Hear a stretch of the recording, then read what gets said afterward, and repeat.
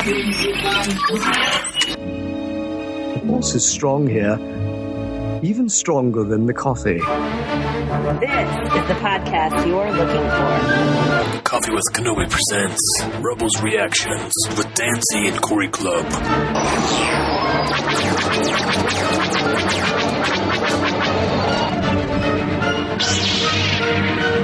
You are Bob, Little Violence, and Fish. Take it away. This is Greg Weisman. I'm one of the executive producers on Star Wars Rebels. I'm also the author of the new book, Reign of the Ghost. And you are listening to Coffee with Kenobi with Dan Z and Corey Club. Welcome to Rebels Reactions. This is the podcast you are looking for. We are thrilled to welcome Greg Weisman to Coffee with Kenobi. Greg is an executive producer of the eagerly anticipated Star Wars Rebels animated series, along with Dave Filoni and Simon Kinberg. The series is set between the events of episodes 3 and 4, and is scheduled to premiere in the fall 2014 as a one-hour special on Disney Channel before airing regularly on Disney XD. Greg is best known as the creator of Gargoyles and was the supervising producer of The Spectacular Spider-Man. He also worked on one of my personal favorites, Young Justice, and has an excellent novel currently available, Reign of the Ghost. We are honored to share a cup of coffee with this talented new addition to the Star Wars family, and to have him as our special guest on Coffee with Kenobi Presents Rebels Reactions. Welcome, Greg. Thanks for having me on. Oh, absolutely. We know that everybody's time is valuable, so we're just going to jump right into the Star Wars questions. Okay, Corey, go right ahead. Sure. Greg, first question has to do with the Star Wars Rebels. We'd like to know how you got involved. Well, you know, it was a job interview. In fact, a lot of job interviews. I met with the Lucasfilm and the Disney folks, and that, I guess, went pretty well. So then I had a meeting with all those same folks and Dave Filoni and Simon Kinberg at Simon's office on the Fox lot. And it wasn't intimidating at all.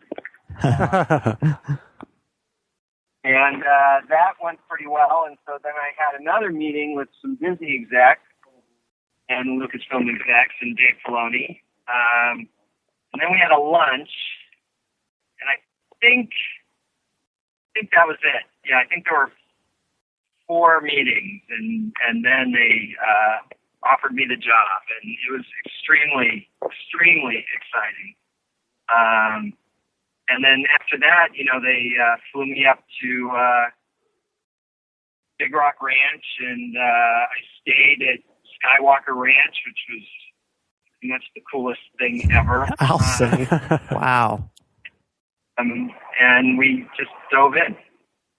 That's fantastic. Well, we're thrilled to have you, of course, in the Star Wars family. And you've had a previous series that you've been involved with, like Gargoyles and Young Justice. They went to some very dark places, and I'm thinking particularly with Artemis and Aqualad.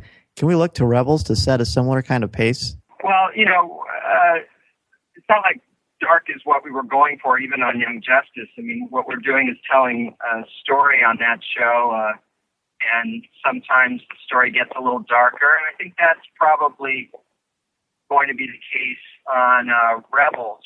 It's not that we're going for dark, but we're telling a story, and aspects of the story are, you know, range from dark, I suppose, to funny, even silly at moments, you know. The tone that we're going for is very much the tone of A New Hope or Empire Strikes Back. And that had a great range to it. Definitely. You know, everything from comedy to drama to romance, you know, and that kind of range is pretty much what you'll see on Rebels. That's great news. I'm sure the fans are very excited to hear that. Yeah, that's fantastic news. We're really excited. We've met pretty much the main cast so far. The characters are pretty exciting and unique, and they got some interesting names, a lot of allegory in nature there. How conscious is that, and how does that reveal about their characterization in the series? The first names of all these characters were in existence when I came aboard. I mean, this show was really created by Dave and Simon. I like to think I came on board and added something. And in fact, I think I came up with a lot of the last names for the characters. Jairus and Ren and Aurelios. I think even Bridger might have been mine, but I'm not 100% sure. But in terms of the first names, I gave Zeb his full first name. When I met Zeb, so to speak, he was just Zeb, and we decided that his full name was Garazeb Aurelios. But I don't know about the allegorical nature of their names, but they just felt right, sounded right to us.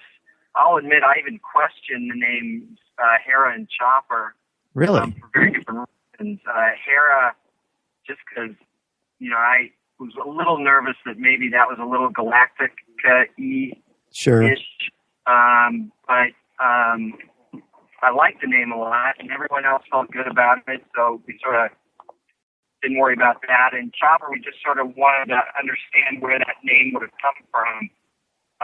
And so by making him a C-110P, that sort of explained it for me. And I think that pretty much covers my contribution to it. If you talk to Simon or Dave, they might have had something very specific in mind for those first names. I'm just not sure.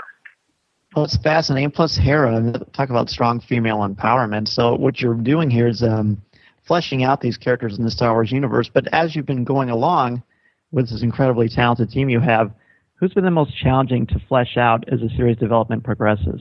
I don't know that any one was any more challenging. They've all got these pretty rich backstories, some of which will be revealed over the course of season 1, some of which we're very consciously saving for what we hope will be season 2. But I think part of it, I don't know that any one was more of a challenge than another, but it was, just great fun for all of us to be sitting in a room and saying, okay, who is this guy? Or who is this woman? What happened to her? Who's her?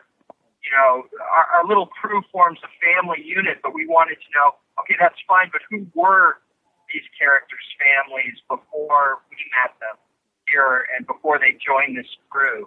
So we have all that information, all that backstory sort of ready to dole out in pieces as the series progresses. And I don't know if it was challenging so much as it was a blast. And we just had a really good time doing it, just really getting involved with the characters and going deeper with them. They're a lot of fun just on the surface. I'm sure most of the fans have seen in these little preview videos. But I think they get more interesting the more you know about them. And that is what I'm looking forward to, getting the fan response to their backstories as they are slowly revealed. Yeah, and the buzz has obviously been fantastic. So everybody's doing such a great job building the excitement. You talked a lot about the characters so far, and we're really excited that you guys are just really digging it and just having a blast with it. Some of the things that kind of got us kind of talking as fans, the gender, as far as stereotypes go, how do you make these new members part of the Star Wars community, make them alive and vibrant? Well, I mean, I think part of it is what I just talked about. You want to make them real people. So that means it's not enough just to say that Kanan's a cowboy Jedi. I mean, he is, and that's great. But we have to know how he got that way. And eventually we have to reveal that to the fans. I mean, not all at once. Like I said, we plan on doling that information out over time. But you need to, if you're going to write the character and make the character come to life and make him or her interesting, you need to know what that backstory is. So I think by figuring that stuff out, it informs how we write the characters. We reveal these backstories to our actors, so it informs how they play the characters. And, the artistic crew knows that as well. So, it all plays in to make them living, breathing human beings, even the ones that aren't literally human. The real challenge and the beauty of storytelling, as your amazing career has definitely shown. So a lot of fans are eating, of course, all these characters up in the reveals. They've been wonderful. So then we meet Zeb, and we find out that he's a new species in the Star Wars universe. What, if anything, can you tell us about his new species and him, really, as a character? Well, I'm not. Anyone who knows me knows I'm not big on spoilers, so I'm not going to tell you too much about him. Keep us guessing. But Yes. I will say is what's already been said, which is that Zeb is a Lasat from the planet Lasan. He was a member of the honor guard of the Lasat, the honor guard of Lasan. We're not going to go into on this broadcast why he's not anymore, but we've got definite ideas of what Lasan is like, what it was like, why he left. All that stuff is all part of the show. Like I said, I feel I sound a little like a broken record, but again, that's stuff that we're going to dole out in measured doses. He is, he's big, he's strong, he's agile. He's adept at using not just his hands but his feet. He's got a unique weapon, a bow rifle, which is the traditional weapon of the honor guard. I think, and Steve Bloom, who plays Zeb, is just amazing in the role. I mean, just totally brings the guy to life. It's really true about all our cast, including our guest cast, but our regulars are stunning, and Steve is just great as Zeb. Well, and everything we've heard online so far has been fantastic. And Greg, you were definitely in the right place having a cup of coffee with us, because we are one of the Star Wars podcasts that avoids spoilers. We don't even report on speculation, so you were certainly in the right place. Okay. Absolutely. So, Greg, you talked a little bit about kind of having that interview process with Dave Filoni and his crew. Now that you're kind of come on board, what's the collaborative process like with Dave? Well, Dave is fantastic. I mean, Dave really, carries the torch for the whole production. Takes it from Clone Wars and walks us forward with it. He's got terrific ideas, as does Simon, as does our great writing staff. We interact on every aspect of it, really. I mean, for starters, we all broke, Simon and Dave and the whole Lucasfilm team really all broke the premises together, constructed the season on a big bulletin board with a lot of multicolored index cards, which is my traditional way of working. Then, outlines get written. Dave gives notes on those, and scripts get written, and we get notes on those. And Dave is, suggesting dialogue and really has a clear sense of how the Force works and what it means to be a Jedi in this era specifically, as opposed to either the Clone Wars era or the post Luke Skywalker era. This is sort of this strange middle time for the Jedi, what few Jedi still live, frankly. And so Dave's got a real key sense of what that means at this point for a character like Kanan or a character like Ezra. And then, we go forward. Dave's the voice director of the show. He's very generous and lets me open my big mouth at the recording session. I will reveal a little bit of casting. Dave and I both played stormtroopers in the first episode. Oh, that's awesome. Nice. Breaking news here on Coffee with Kenobi. There's a spoiler for you. First spoiler, they're stormtroopers. So that was a blast. I mean, that was just a lot of fun. Again, the show is just sort of one dream come true moment after another. And so that was one of them. And then, Dave's crew gets to work, and I see the animatics when they come in, and I kibitz a little on that, and and everything's just looking so gorgeous. I mean, just stunning stuff. It's just been terrific working with Dave, and Simon as well. Who's written some terrific stuff for the show, and again was part of the whole process of putting the whole season together. And it's just been a terrific experience.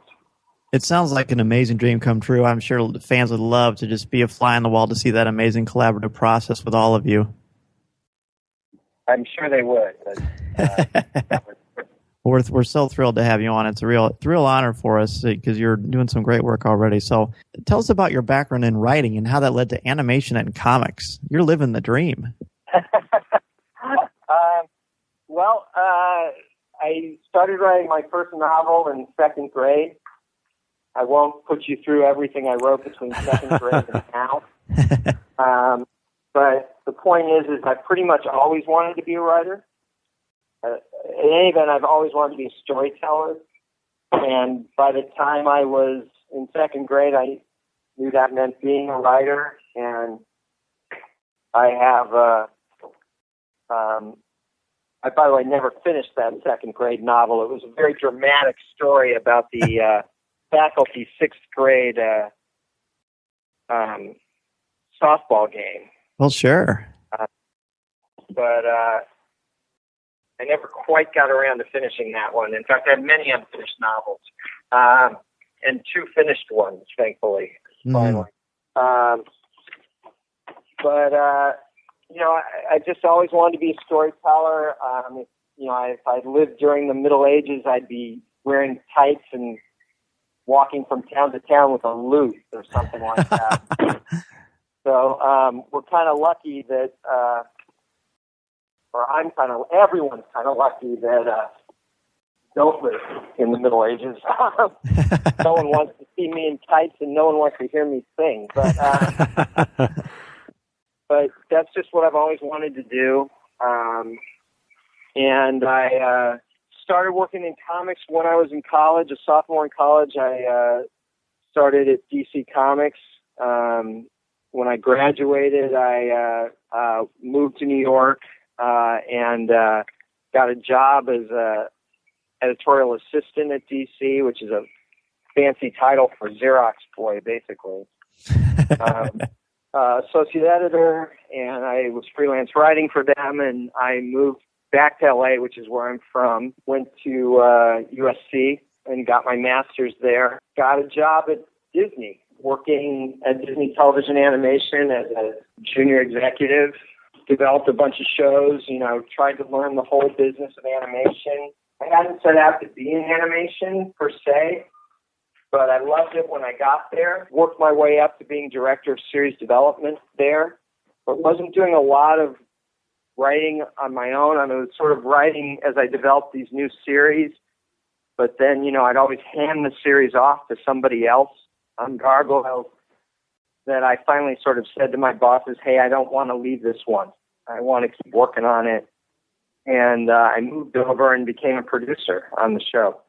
Wow, and it's probably safe to say that's where you left your mark and your big impact, and there are so many fans, and I love what you do online where you interact with people about the show. How did that come about? Well, I actually think my sister introduced me. She found this website, and this is back in the day. I mean, this is so long ago that I wasn't really that familiar with the internet. Right. And he said, hey, there's this website that's completely dedicated to Gargoyles, and so I went on it once, and just sort of went to a chat room or went to a comment room and interacted with the fans a little bit, and that evolved into a couple of scheduled chats with Eric Trabou, who runs this website, worked out with me, and then we sort of evolved that into this Ask Greg, which you can find at www.askgregweisman.com. And I've been answering questions at Ask Greg for, 5 17 years or something like that. That's fantastic. Gargoyles is celebrating this year its 20th anniversary of its premiere. It premiered in October. Well, the world premiere was September 28th or 29th. I'm blanking out. 1994 down in Florida. But the show started airing in October of that year. So we're celebrating the 20th anniversary, and so a few conventions I'll be attending this year, like Denver Comic-Con, and especially Convergence in Minneapolis. We're doing sort of 20th anniversary celebrations of Gargoyles at these conventions because there's still a ton of fans who really love that show, and I've never stopped loving that show. Well, it is so great, and you're a fan yourself of these sort of things. So the fact that you are so heavily involved with an amazing show, and you still interact with the fans, you don't seem to tire of that, and people appreciate that. That's so. Thanks on behalf of the fan community, if I can speak for them, which they didn't ask me to, but thanks a lot for doing that. That means a lot to people. Well, everyone's always thanking me for that as if I'm not being 100% selfish by doing it, which of course I am. Nothing wrong with that. The fact of the matter is that it's very gratifying. 95% of my interaction with fans is just tremendously gratifying and feeds my ego, which is probably not a good thing, but there you go. And positive stuff comes out. I've made really good friends out of most of these fandoms, in particular the Gargoyles fandom, because we did have for years and years a Gargoyle convention, an annual convention dedicated specifically to the Gargoyles television show. And I've got a bunch of friends that I made going to those conventions, people who started out as fans, and I just became close friends with them. And that's been terrific. And, I'm not exactly shy about self-promotion.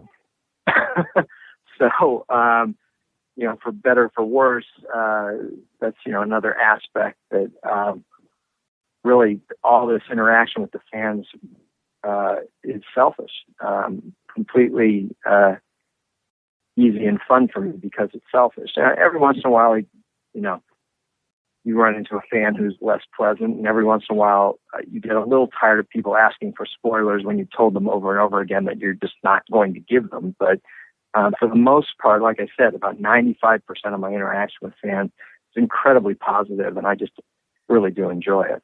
So real quick, I want to ask, and I was doing some research, of course, as any good literature and writing teacher would, and I saw that you used to teach writing as well.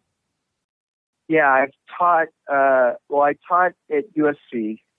I guess if you went back far enough, I taught a literature course at Stanford. Wow. As undergraduate. I taught a course called The Mythic Hero in Modern Literature. It was a seminar with about, I'm going to say like 10, 12 students in it tops, probably more like 8. It's so long ago. I'm so old. It was so long ago. I literally don't remember how many students I had. And I also was a TA for the big Shakespeare course. I was one of the TAs, and I was the first undergraduate TA that the English department had ever used. And after I had done it, others undergraduates started doing it in the English department at Stanford. But I was something of a trailblazer, thanks to a great professor I had there, Ron Rebholz, who just passed away recently. But I love Shakespeare, and and obviously I'm goofy for heroic literature, so those were both very interesting classes. And then when I was at graduate school at USC, I taught just the regular freshman freshman English composition course for a couple semesters, but tried to make it fun. We did assignments on Who Framed Roger Rabbit. That's cool. And stuff like that.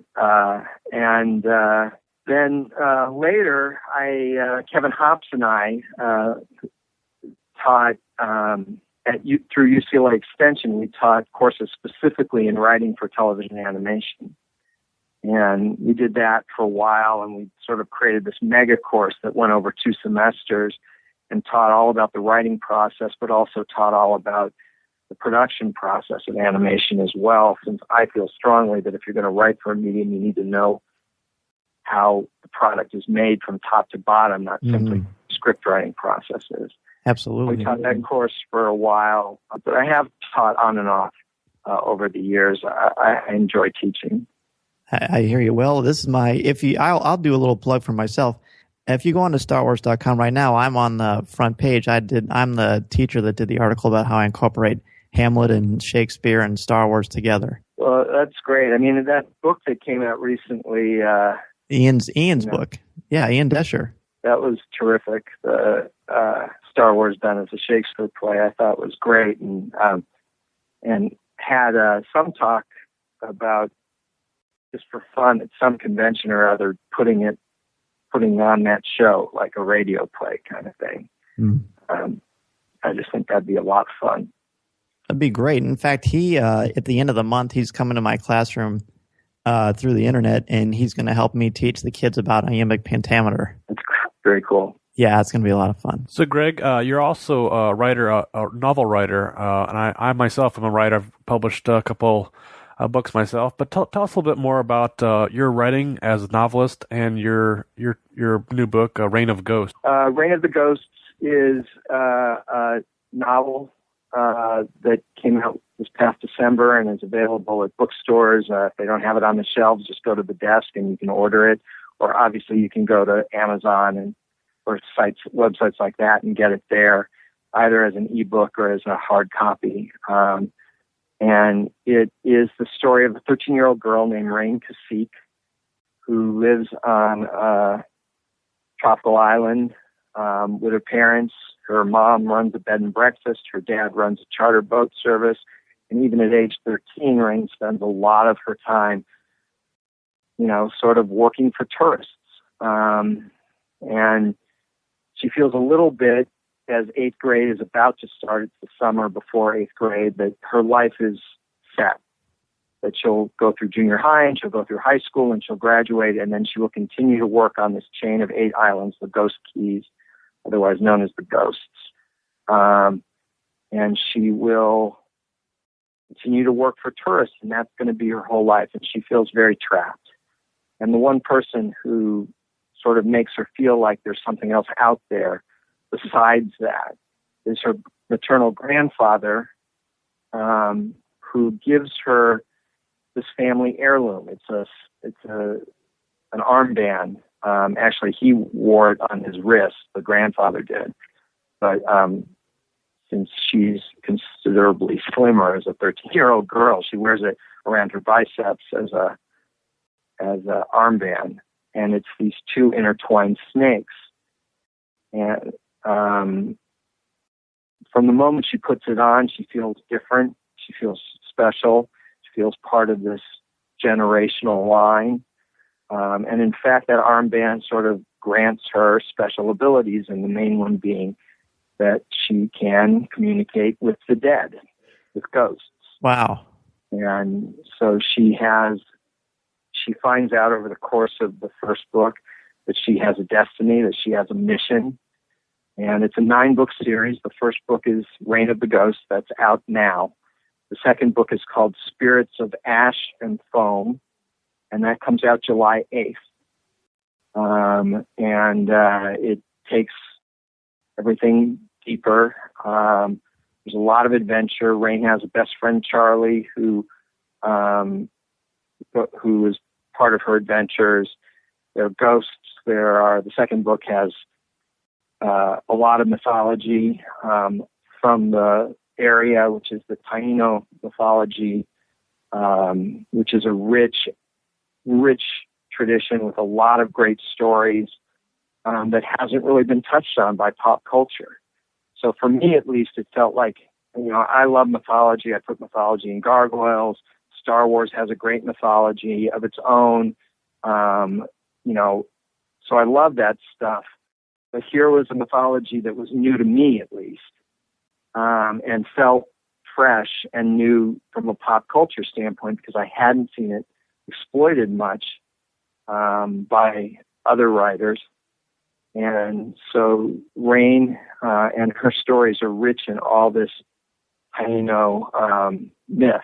I think it's I'm having a great time writing it. I'd finished the first 2 books and crossing my fingers, hoping that they do well enough that St. Martin's Press will order the 7 that follow. But I've just gotten so into it that I've already sort of come up with a second series of 9 books set in this universe. So I'm raring to go to get to the 3rd book, but just waiting for that go-ahead from St. Martin's. Well, I'm just impressed you were able to find the time to do all this amazing stuff. Well, the first book I actually wrote over a decade ago, and sent it out to a bunch of different publishing houses and got rejected at every single one. Started on a rewrite that I think made it better, but I got very intimidated by the rewrite and I sort of put it aside for literally 10 years or more. And then when Young Justice ended, before I got the Star Wars job, quite a bit before I got the Star Wars job, a year before, when Young Justice ended, I said, I've got to finish this. I said, I didn't actually think it would sell because, I tried to sell it and I thought the rewrite made it better, but it didn't change the book significantly. So I'd been so intimidated by this rewrite. When I finally sat down to do it, it only took me 3 weeks, which is embarrassing because I'd waited for so long because I was so afraid of it. And it's not that it was simple, but it just wasn't nearly as horrible a task as I thought it, as I built it up in my head. And so I did that rewrite in 3 weeks, and I sent it out to my agent, but also to this buddy of mine at St. Martin's Press. And I sent him that, and I sent him just a one-sheet outlining where the next 8 books went, literally half a paragraph on each of the other 8 books.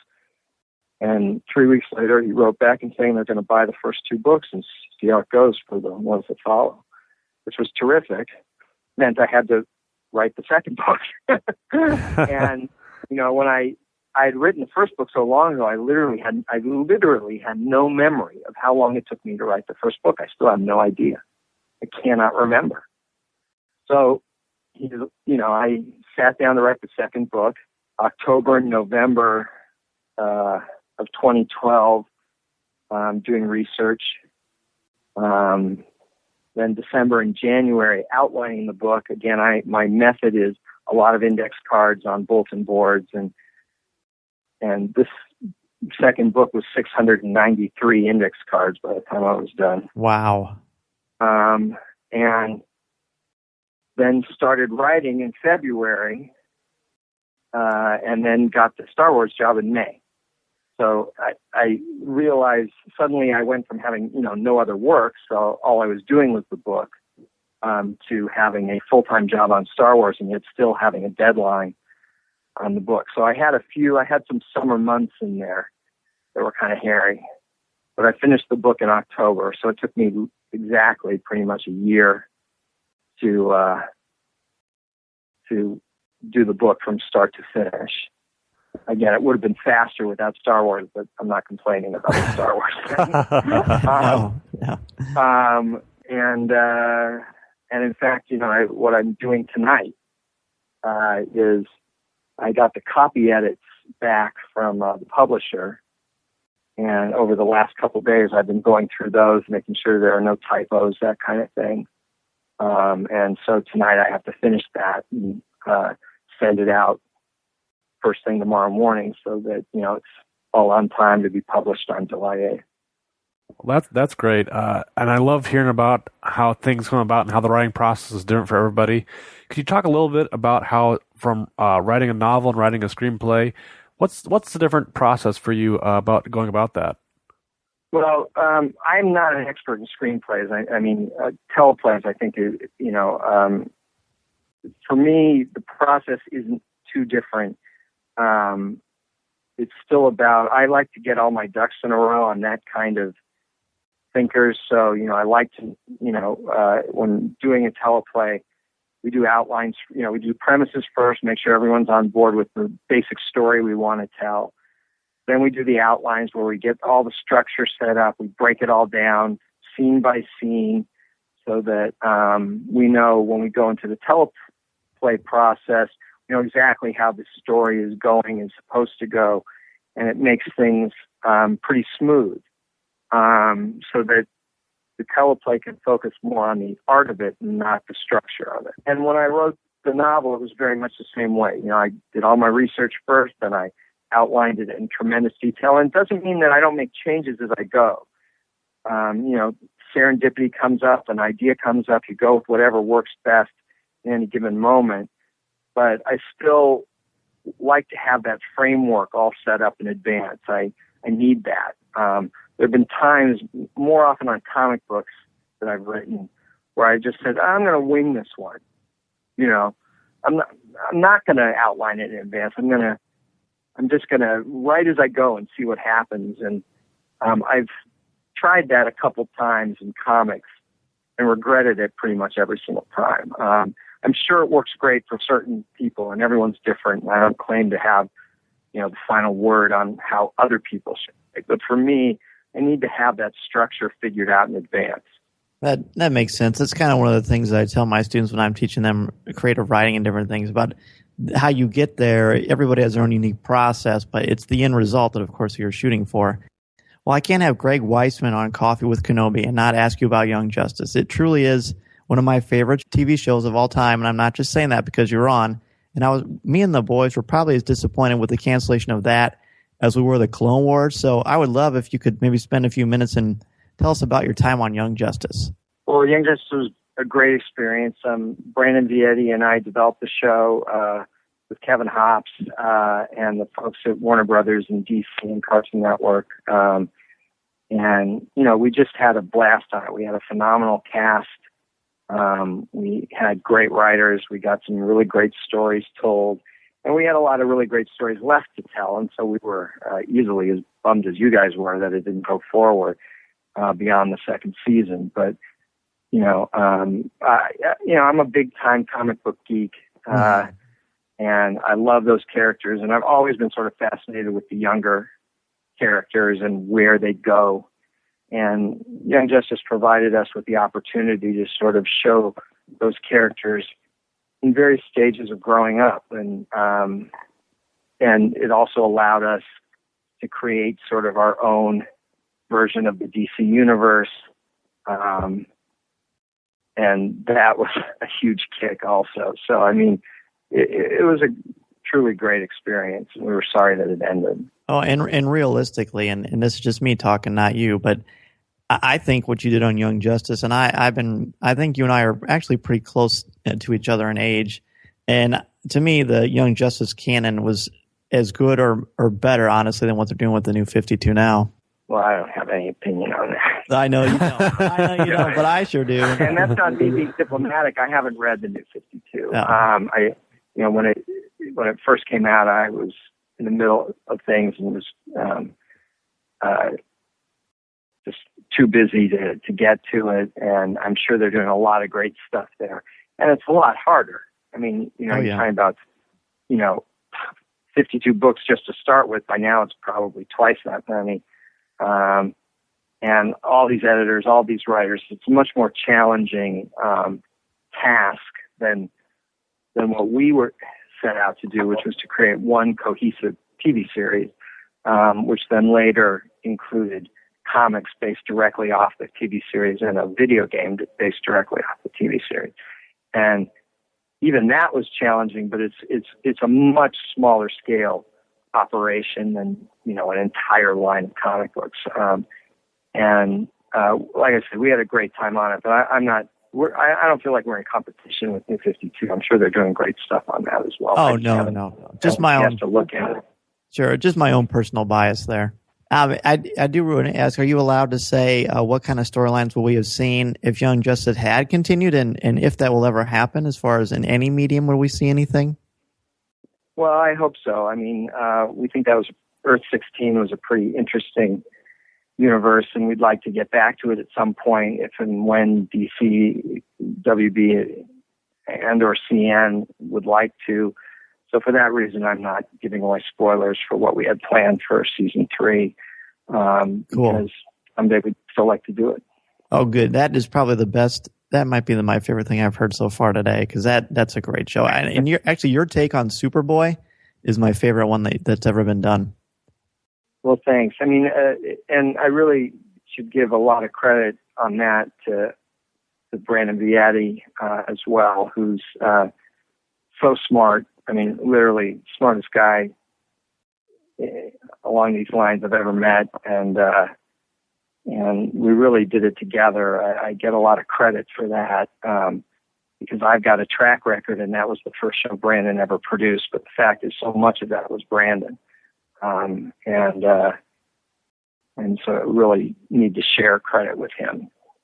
Definitely. Well, definitely props to Brandon, absolutely, because it was wonderful. It was wonderful. So, Greg, as always, as our guests with Coffee with Kenobi are with us, we ask 5 questions that we like to ask all of our guests, and we see you're getting close to the end of your coffee, so we're just going to get right to it right now. Sounds good. What is your favorite Star Wars movie? Empire. Okay, your favorite Star Wars character? Chewbacca. You know, I just watched the video again of you talking about it, and I loved how you talked about the partnership between he and Han, and how you described that. I thought that was awesome. Yeah, I mean, I'm attracted to the Little John Robin Hood relationship. I see it, or I used to see it anyway, every time Bruce Springsteen gave a concert. Oh, nice. Bruce was always Robin Hood to me, and Clarence Clemens was always Little John. And so I'm a big Robin Hood fan, and I love that relationship. And to me, that's always been what Han and Chewie were. That's great. I never thought about it that way until you put it. That's great. Your favorite line of dialogue or film moment? Well, I think one of the all-time greatest film moments ever is Luke, I'm your father. It's one of those moments where, on the one hand, it's shocking, and on the other hand, it's so right. You know, it's such an of course moment that you nevertheless didn't see coming. You know, one of the truly great cinematic moments of all time. Absolutely. And then, so if you collect, what is your favorite collectible that you own? Well, I'm not actually much of a collector, to be honest. I wind up acquiring a lot of stuff, and I don't give it away. But I did get, as a gift, when I started on the show, the folks at Lucasfilm were very, very nice, and they gave me 2 lightsabers, one each for my 2 kids. And I think probably my favorite collectible is I've got a photograph of the 2 of them having a lightsaber battle, my 2 kids with their new lightsabers. Keeping in mind that my kids are 19 and 16. It's not like they're 9 and 6, but still, it's incredibly cool. And that photo is on my desk. That's fantastic. We're both dads too, so that's great. I love that. So what particular message or theme about Star Wars resonates with you or speaks to you? Well, there are a lot. I don't know that there's just one, but I think that probably it's that sense of discovery. You know, it's Luke who's living the life of a farm boy out in the sticks, so to speak, and finding out that there's this whole larger world out there that he has a role to play in. And I find that very appealing. It's beautiful. It's the great mythology that everyone loves about Star Wars and storytelling. I agree. Well, Greg Weisman, it has been an absolute privilege and an honor to share a cup of coffee with you. Thank you so much for coming on Coffee with Kenobi and Rebels Reactions. We had a great time and hope to chat with you again in the future. I'd love that. Greg, also, just real quick, just so folks and fans can connect with you, what's the best way to get in touch with you online? You can go to www.askgregweisman, all one word, AskGregweisman.com. That's my Ask Greg website, and you can ask me questions there. I'm about a couple months behind. I think I'm answering December questions now, so I'm getting on to 3 months behind, but I'm getting through them. Or you can reach me on Twitter. Follow me on Twitter. It's, at Greg_Weisman. I love to get new Twitter followers, and that's a way to communicate with me too.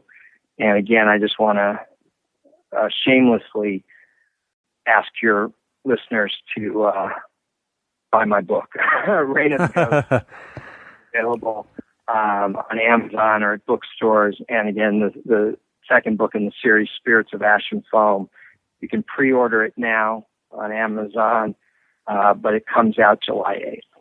Well, I can assure you that we are going to plug your book like crazy. We're going to have links to it on our website. We'll be sending people towards it, and I'm sure Corey and I will pick it up too, because the mythology of it sounds great, which makes perfect sense to a guy who's came from Gargoyles and Young Justice and now Star Wars Rebels. So, Greg Weisman, thanks again so much for being on Coffee with Kenobi. Well, thanks. I had a great time. Love to do it again. Chewie, get us out of here!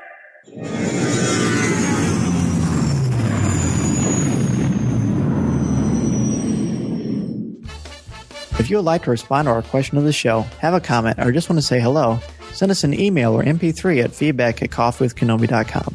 Or if you have a specific question or comment for either of us individually, email us at danz@coffeewithkenobi.com or coreys@coffeewithkenobi.com, or visit us at coffeewithkenobi.com and click on the Contact Us section, or comment on one of the stories featured on the site. If you enjoy the show, please write a review in iTunes. You can also like the show on Facebook at facebook.com/coffeewithkenobi, as well as keep up to date on our Twitter feed at twitter.com/coffeewithkenobi. You can also find us on Tumblr at coffeewithkenobi.tumblr.com. If you enjoy the jazz music, download the album Eye to Eye by Steve Torok on iTunes. Yes, this is the podcast you're looking for. This podcast is not endorsed by the Walt Disney Company or Lucasfilm Ltd. and is intended for entertainment and informational purposes only. The official Star Wars website can be found at starwars.com. Star Wars, all names and sounds and any other Star Wars related items are registered trademarks and or copyrights of Disney and their respective trademark and copyright holders. All original content of this podcast is the intellectual property of Coffee with Kenobi unless otherwise indicated. There's no one here. Move along. Move along.